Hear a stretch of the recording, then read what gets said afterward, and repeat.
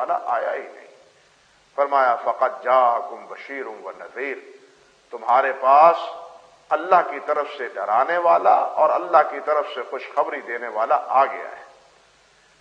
گویا رسول انبیاء کی بعثت کا مقصد ان آیات مبارکہ میں یہ بتلایا گیا ہے کہ اللہ اپنے انبیاء کو کیوں بھیجتا ہے، کس لیے اللہ ذوالجلال نے اپنے انبیاء کا یہ سلسلہ قائم کیا ہے۔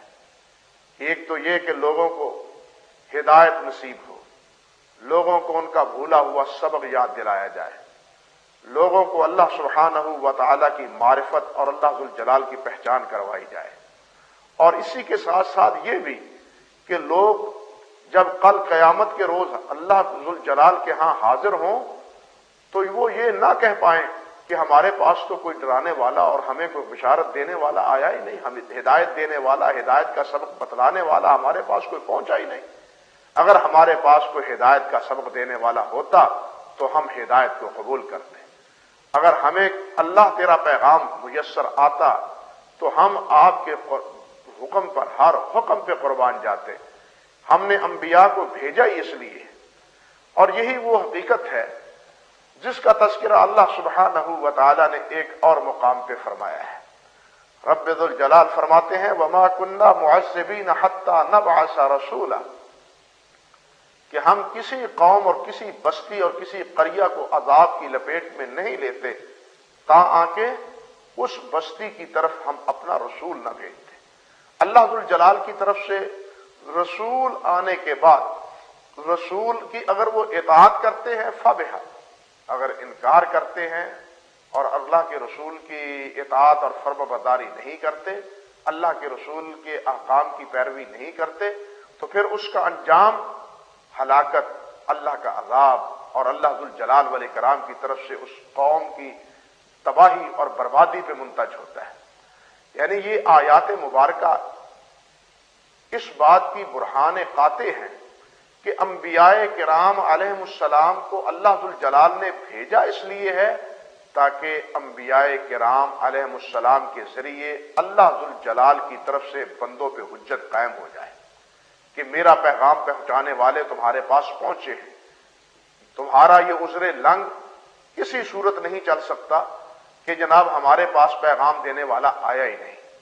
یعنی انبیاء کی بعثت اور انبیاء کرام علیہ السلام کا مبعوث کرنا، رسول بنانا، وہ اسی لیے ہے کہ وہ اللہ ذوالجلال کے احکام اور اللہ ذوالجلال کے فرامین لوگوں تک پہنچا دیں اور لوگوں کو اللہ کی اطاعت اور فرمانبرداری کا حکم دیں، اور رسول ان قوموں کے لیے اور ان امتوں کے لیے گویا اللہ ذوالجلال والاکرام کی طرف سے ایک حجت اور ایک برہان ہوتا ہے۔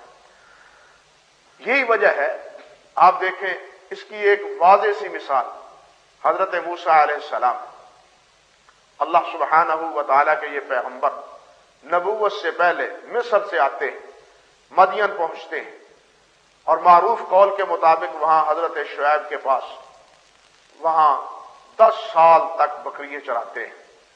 بکریاں چرانے کے بعد پھر ان کا وہاں نکاح ہوتا ہے، شادی ہوتی ہے، اہلیہ کو ساتھ لے کے مصر کا رخ کرتے ہیں۔ دوبارہ راستے میں آتے ہیں تو اللہ سبحانہ و تعالیٰ انہیں نبوت سے سرفراز فرما دیتے ہیں، اور اللہ ذوالجلال حکم دیتے ہیں کہ جائیے اور جا کے فرعون کو سمجھائیے اور فرعون تک میرا پیغام پہنچا دیجیے۔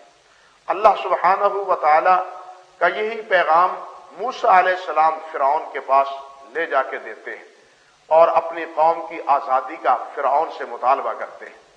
اب غور طلب مسئلہ یہ ہے کہ جب موسیٰ علیہ السلام فرعون کے پاس آئے ہیں تو یہ گویا اللہ ذوالجلال کے احکام فرعون کے پاس براہ راست حضرت موسیٰ علیہ السلام کے آئے، بواسطہ اور براستہ حضرت موسیٰ علیہ السلام کے آئے۔ فرعون نے موسیٰ علیہ السلام کی اطاعت نہیں کی، ان کی بات کو نہیں مانا۔ قرآن بتلاتا ہے کہ اس کا انجام کیا ہوا۔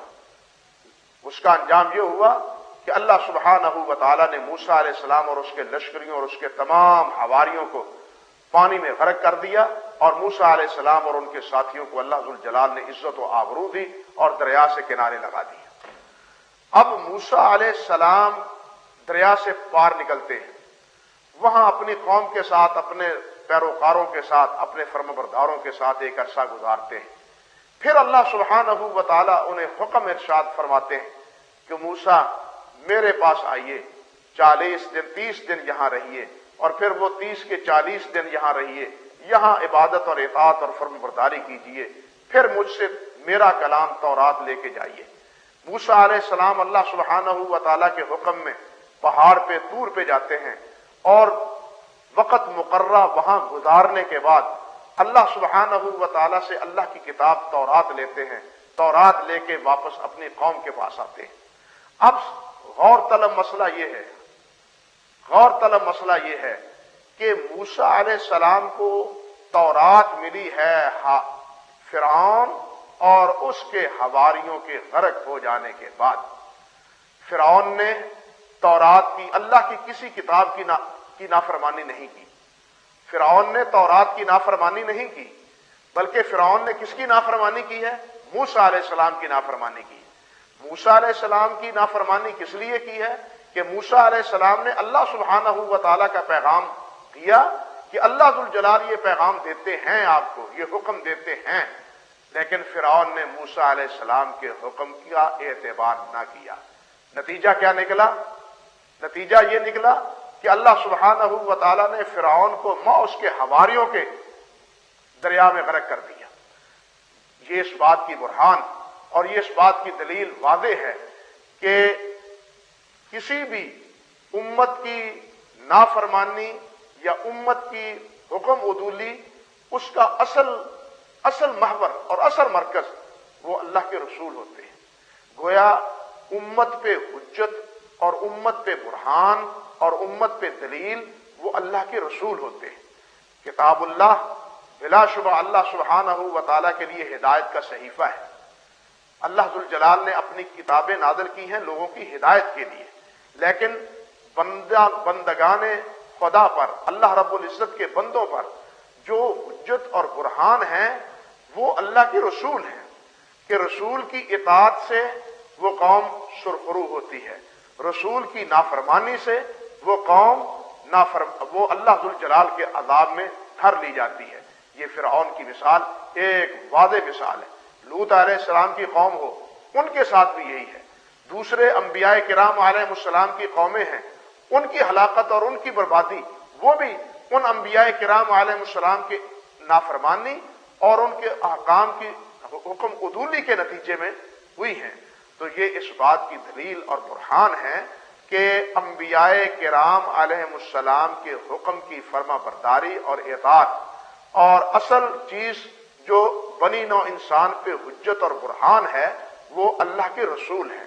جس طرح اللہ ذوالجلال والاکرام نے ارشاد فرمایا ہے نا، لم یکن الذین کفروا من اہل الکتاب والمشرکین منفکین حتی تأتیہم البینہ رسول من اللہ۔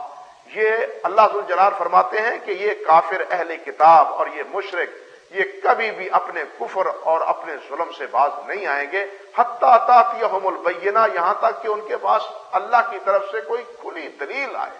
وہ دلیل کیا ہے کھلی؟ رسول من اللہ، اللہ کے رسول، اللہ کے رسول۔ اور نبی کریم صلی اللہ علیہ وسلم کی تو حیات طیبہ یہ بذات خود ایک بہت بڑی دلیل ہے۔ آپ دیکھیں، ذرا غور فرمائیے کہ نبی علیہ السلام سے پہلے انبیاء کرام علیہ السلام گزرے، حضرت موسیٰ علیہ السلام ہی ہے، حضرت عیسیٰ علیہ السلام ہے۔ موسیٰ علیہ السلام سے جب فرعون کی بات ہوئی تو فرعون نے موسیٰ علیہ السلام کی صداقت کے بارے میں سوال کیا، تو موسیٰ علیہ السلام نے اپنا اسلحہ پھینکا، اپنے ہاتھ کو بغل میں دبا کے باہر نکالا تو وہ سورج کی طرح چمکنے لگا، روشن ہونے لگا۔ اور یہی فرعون کے لیے اس موسیٰ علیہ السلام نے اپنی صداقت اور اپنی حقانیت کی دلیل بیان کی۔ عیسیٰ علیہ السلام نبی آئے ہیں تو انہوں نے اپنی حقانیت اور اپنی صداقت کی دلیل یہ دی ہے کہ دیکھو اللہ کے حکم سے میں مردوں کو زندہ کر دیتا ہوں۔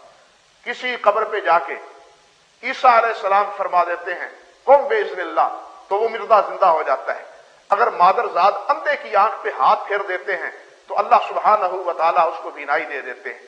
اگر بالکل اپاہج انسان کو اللہ سبحانہ و تعالیٰ کے یہ پیارے پیغمبر عیسیٰ علیہ السلام ہاتھ پھیر دیتے ہیں تو اللہ سبحانہ و تعالیٰ اس کو تندرست کر دیتے ہیں۔ اور اس